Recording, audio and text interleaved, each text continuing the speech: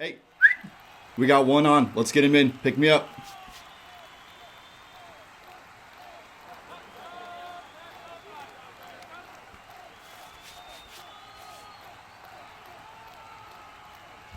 Here we go, kid. Here we go.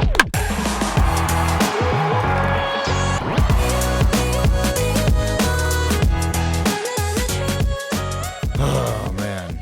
MLB The Show 22 is another sports game that has succumbed to the predictable cycle that we've seen for over 5 years now. A solid addition to the series that provides little to no additional content value outside of a roster update, a new cover athlete, and shiny cinematic scenes. At this point, you can probably copy and paste sports reviews year over year and be pretty spot on. You're presented with exactly what you've come to expect, the best baseball sim option out there with easy to pick up game mechanics and solid gameplay. The show does a serviceable job of providing you with a great baseball experience, whether it is with your friends, online, franchise mode, or the road to the show. Your online and franchise modes are straightforward in picking your favorite team and going up against the competition around the league. In the road to the show, you create your own player and start your career in the minor leagues. You can choose to be a pitcher, hitter, position player, or hybrid, and the goal is to grind your way to the MLB. They bring over the feature of having a dynamic skill rating system, so as you get better at the game, the difficulty will intuitively scale up with your skill level. Conversely, if you pick a difficulty and struggle, the game will ease up on you until it finds that difficulty that strikes a competitive balance. It's one of my favorite dynamic difficulty systems and is a perfect fit for sports games as you learn the mechanics and nuances of the game. The game looks solid, but there's really nothing that sets it apart from last year or even the year before's graphics. The era of seeing insane graphical improvements in sports games has become a thing of the past, and I don't think that's going to change in the future. If you're a diehard baseball or sports fan, there's no doubt you'll enjoy this game, but you are going to buy the game the day it came out anyways. For the casual gamer, it is more the same year over year. If you're not in dire need of the newest edition of MLB, then you're really not going to be missing out.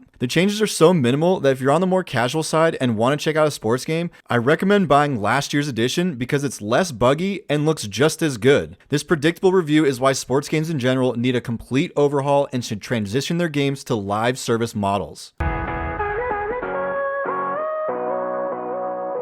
My issues and frustrations that come wrapped in a pretty little $60 box aren't just an MLB The Show issue. It's an entire sports genre problem. I'm tired of not seeing improvements while asking for a $60+ price tag for minor graphical improvements, roster updates, and a few new character animations. To further add insult to injury, all your work leveling up your road to the show or be a pro character doesn't transfer over to the new game. And it doesn't stop there. Your card packs, ultimate team rosters, and custom stadiums won't transfer over either. This rinse and repeat process is exhausting, and you're left wondering why we're doing this all over again. Sports games have become this grind fest where you're so overwhelmed with how much grinding you have to do to make any character progress that people cave and spend money to level up. It similarly applies to the Ultimate Team rat races where you can grind games to get currency towards card packs, but the juice is rarely worth the squeeze. Those who spend money gain a clear and instant advantage when building an Ultimate Team. I'm not against spending money for card packs, but it has gotten so extreme that if you don't pay to play, then you're likely going to get run out of the game. Because of this issue and many others, it's why I feel sports games need to transition to being live service games. Just drop the year off the game title and make it a one-stop shop with MLB, NHL, Madden, FIFA, and 2K. By having them become live service, you can introduce season battle passes for the first half of the season with level rewards including card packs, stadium designs, cosmetics, goal celebrations, and many more. You can implement all-star packs with players who made a respective year's all-star team, playoff team packs, playoff player performance packs, and the options go on and on for ways to incorporate engaging incentives year-round for their games and players. Look, I know roster updates are important to sports fans because maybe your team acquired a blockbuster free agent in the offseason and you are dying to play them in your favorite team's uniform. I'm looking at you, Russell Wilson. How you doing? I think it wouldn't be unreasonable to have the roster update be a $20 update at the start of the season that pushes all of these off-season changes without breaking their player base's bank accounts.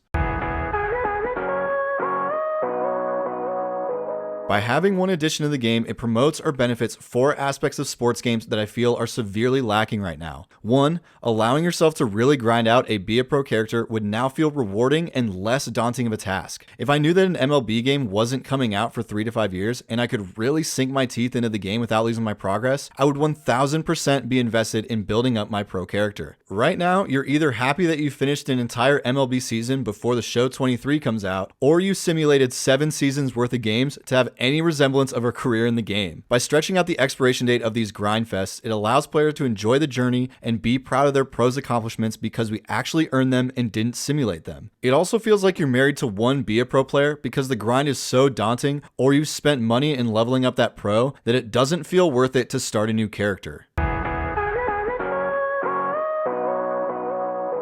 Number 2. These games are diluting their own fan base. By releasing a new game year over year, the hardcore religious players will leave for the New Year edition and begin their rat race over again the second the new game drops. This causes an overnight drop in the previous edition's player base, which causes longer queue times and more volatile ranges and skill gaps for online games. Additionally, the older versions of the games begin pumping your home screen with ads for the new edition, with pop-ups every other screen menu trying to get you to buy the new game. If you're not a diehard fan who is going to buy the new edition regardless, it can feel exhausting for the player that just wants to grow their player or play online with a decent-sized player base.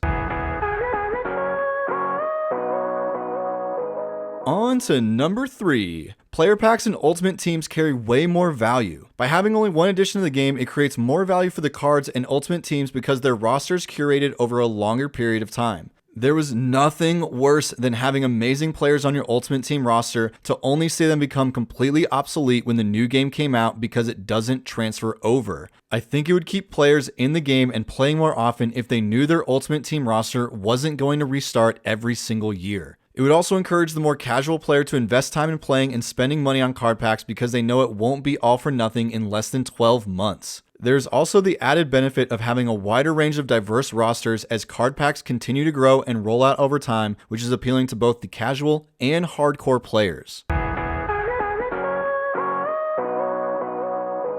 And now, batting cleanup for why sports games should be live service is the ability to reduce and remove bugs from the game. By releasing a new game every year, there's often new bugs or issues that arise with the new game that often feels like it's one step forward and two steps back. If there isn't a new edition every year, the dev team can focus more on improving bugs and performance on the current title. And sure enough, MLB The Show 22 is a perfect example of this. The Show 21 was great, and the Show 22 is your best baseball option out there, but there are more bugs and issues in 22 than there were in 21. With no crazy improvements to graphics or mechanics, you're left wondering why there are more issues than before, and it leads to a sour taste and some serious buyer's remorse. I know I said 4 reasons, but we're in extra innings and I'm taking one last swing. We don't need new games every year because sports as a whole have very concrete concepts and game mechanics. There are rules and regulations in sports that as a video game, you can't really change because then it's not a sports game. It really doesn't make much sense to create a new sports game every year when we know there won't be any revolutionary features or modes added to the game. The NFL, NHL, MLB, FIFA, and NBA are all going to play like a real game and not deviate from that. At the most, you'll get some different game modes with more celebrations or ridiculous cosmetics, but the cores of these games will never change. This is why it becomes so frustrating paying for a $60 roster update. At the end of the day, the sports genre has reached the point of being tailored only to the diehard fans. I know those diehard fans supply a lot of revenue for these games, but I think that making the sports games more appealing to the casual gamer would improve the quality and reach for sports games. The more players there are in a community, the better chances you have of finding similar ranked players and help keep the community alive. Diluting the player base is slowly killing off the casual gamer, and these sports games are beyond redundant. I love sports and I love playing the games, but at this point, I'd rather save the $60 and play last year's edition and enjoy pretty much the same experience for less than $20. If you have Game Pass, you are in luck because the newest edition is a day one release, so playing the new game won't be as tough of a decision. But even then, if you have a lot of progress in the previous year that you don't want to give up, the Show 22 or any other sports game out there isn't worth the cost of starting over. Thank you so much for watching this review of MLB The Show 22. Are you tired of the same year-over-year sports game as I am? Hit me up in the comments and let me know when the last sports game you played was. If you enjoyed the video, please crush that like and subscribe button so you don't miss out on future rants and reviews. This has been Josh Robinson with Joystick Gamer. Thanks again, and stay swinging for the fences out there.